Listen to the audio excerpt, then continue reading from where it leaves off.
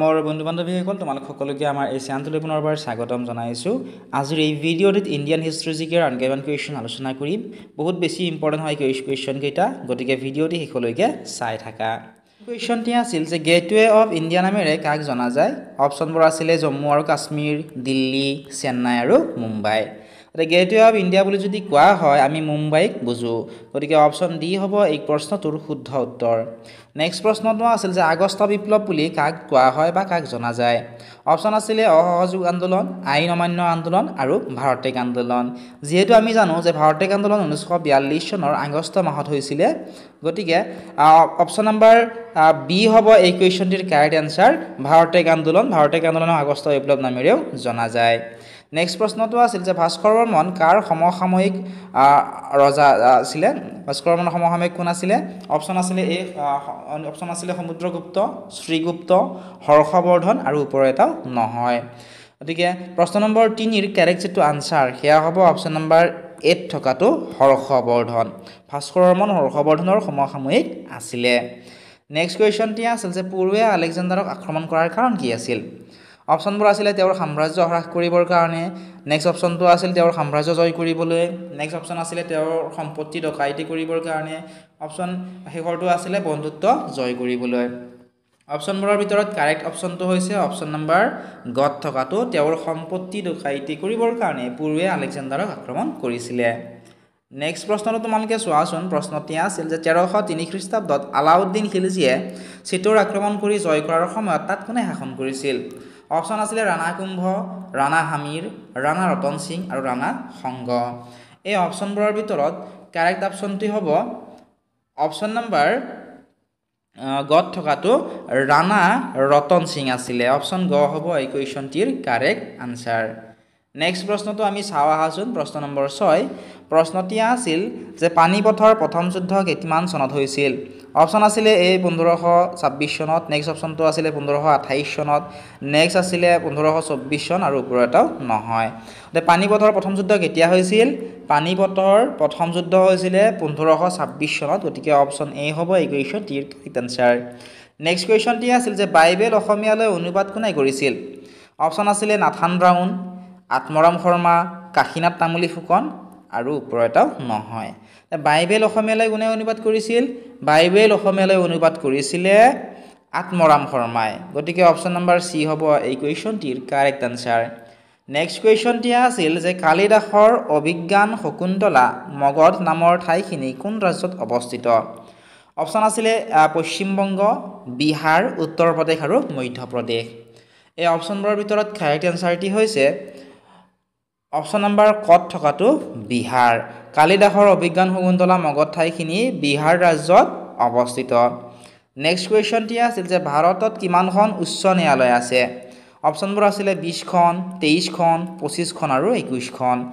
এই অপশ্যনবোৰৰ ভিতৰত কাৰেক্ট অপশ্যনটি হৈছে অপশ্যন নম্বৰ বিত থকাটো 25খন। ভাৰতত 25খন উচ্চ ন্যায়ালয় আছে। নেক্সট কুৱেশ্যন আছিল যে সতীসাধিনী কোন ৰাজ্যৰ বা বংশৰ আছিলে? অপশ্যনবোৰ আছিলে পাল বংশ, চুতীয়া ৰাজ্যৰ, নেক্সট আহোম ৰাজ্যৰ আৰু কোচ ৰাজ্যৰ। প্ৰশ্নটোৰ শুদ্ধ উত্তৰটি হৈছে অপশ্যনবোৰৰ ভিতৰত অপশ্যন এত থকাটো সতীসাধিনী চুতীয়া ৰাজ্যৰ আছিলে। নেক্সট কুৱেশ্যনটি আছিল যে বাথৌ পূজা কোন জনগোষ্ঠীৰ আছিল? অপশ্যনবোৰ আছিলে কাৰ্বি, তিৱা, ৰাভা আৰু বড়ো। গতিকে অপশ্যনবোৰৰ ভিতৰত কাৰেক্টটো কি হ'ব? কাৰেক্টটো হ'ব অপশ্যন নম্বৰ ডিত থকাটো বড়ো। বাথৌ পূজা বড়ো জনগোষ্ঠীৰ আছিলে। নেক্সট কুৱেশ্যনটি তোমালোকে চোৱাচোন। কুৱেশ্যনটি আছিল যে বাংলাদেশত ব্ৰহ্মপুত্ৰ নদীৰ নাম কি? অৰ্থাৎ ব্ৰহ্মপুত্ৰ নদীক বিভিন্ন ঠাইত বিভিন্ন নামেৰে জনা যায়। অপশ্যন আছিলে এ পদ্মা, বি মেঘনা, চি যমুনা, ডি ওপৰৰ এটাও নহয়।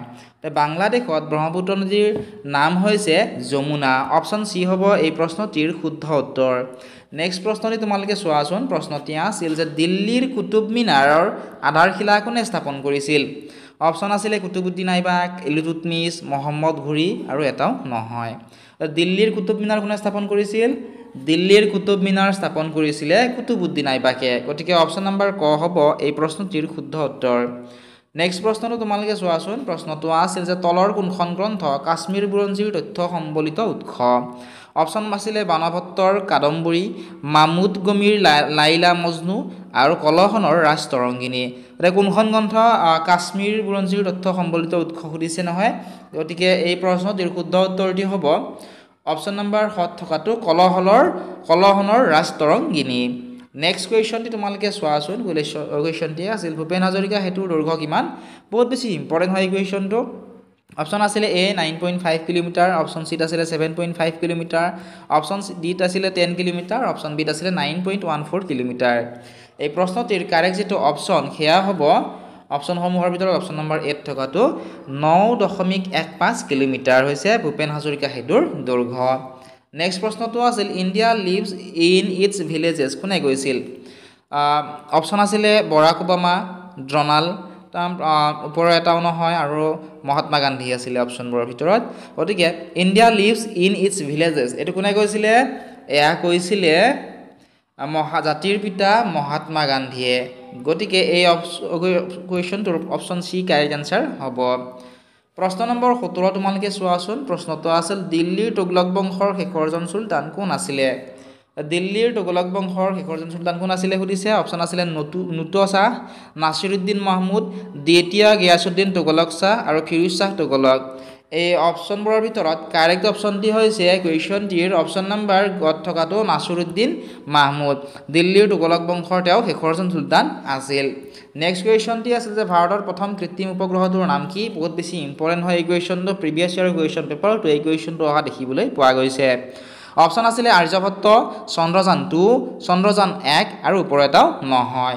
ভাৰতৰ প্ৰথম কৃত্ৰিম উপগ্ৰহটোৰ নাম কি আছিলে? ভাৰতৰ প্ৰথম কৃত্ৰিম উপগ্ৰহটোৰ নাম আৰ্যভট্ট আছিল। অপশ্যন বি হ'ব এই প্ৰশ্নটোৰ শুদ্ধ উত্তৰ। নেক্সট প্ৰশ্নটি আছিল যে পৰাধীন ভাৰতৰ অসমৰ প্ৰথম প্ৰধানমন্ত্ৰী কোন আছিল? অপশ্যন আছিলে তৰুণৰাম ফুকন, ছাৰ সৈয়দ মহম্মদ ছাদুল্লাহ আৰু গোপীনাথ বৰদলৈ। পৰাধীন ভাৰতৰ প্ৰথম প্ৰধানমন্ত্ৰী কোন আছিলে? পৰাধীন ভাৰতৰ অসমৰ প্ৰথম প্ৰধানমন্ত্ৰী আছিলে তৰুণৰাম ফুকন। এইটো ছাৰ সৈয়দ মহম্মদ ছাদুল্লাহ হ'ব correct answer option number B. Next কুৱেশ্যনটি তোমালোকে চোৱাচোন। কুৱেশ্যনটি আছিল গজনীৰ চুলতানে কিমানবাৰ ভাৰত আক্ৰমণ কৰিছিলে? অপশ্যন আছিলে 17 বাৰ, 15 বাৰ, 16 বাৰ আৰু 18 বাৰ। গজনীৰ চুলতানে 17 বাৰ ভাৰত আক্ৰমণ কৰিছিল। অপশ্যন ঘটো হ'ব কাৰেক্ট এনচাৰ। নেক্সট প্ৰশ্নটো তোমালোকে চোৱাচোন। প্ৰশ্নটি আছিলে যে তাইমুৰে কেতিয়া ভাৰত আক্ৰমণ কৰিছিলে? তাইমুৰে কেতিয়া ভাৰত আক্ৰমণ কৰিছিল? অপশ্যন আছিলে 1398 চন, 1198 চন, 1288 চন। এই অপশ্যনবোৰৰ ভিতৰত শুদ্ধ উত্তৰটি হ'ব অপশ্যন নম্বৰ একত থকাটো 1398 চনত তাইমুৰে ভাৰত আক্ৰমণ কৰিছিলে। সম্পূৰ্ণ ভিডিঅ' তোমালোকে আমাৰ এপত পাবা। যিসকল বন্ধু বান্ধৱী আমাৰ এপটো ডাউনলোড কৰা নাই, এতিয়া ডিছক্ৰিপশ্যনত দিয়া লিংকত ক্লিক কৰি এপটো ডাউনলোড কৰি লোৱা, লগতে তোমালোকে কুইজো খেলিব পাৰিবা।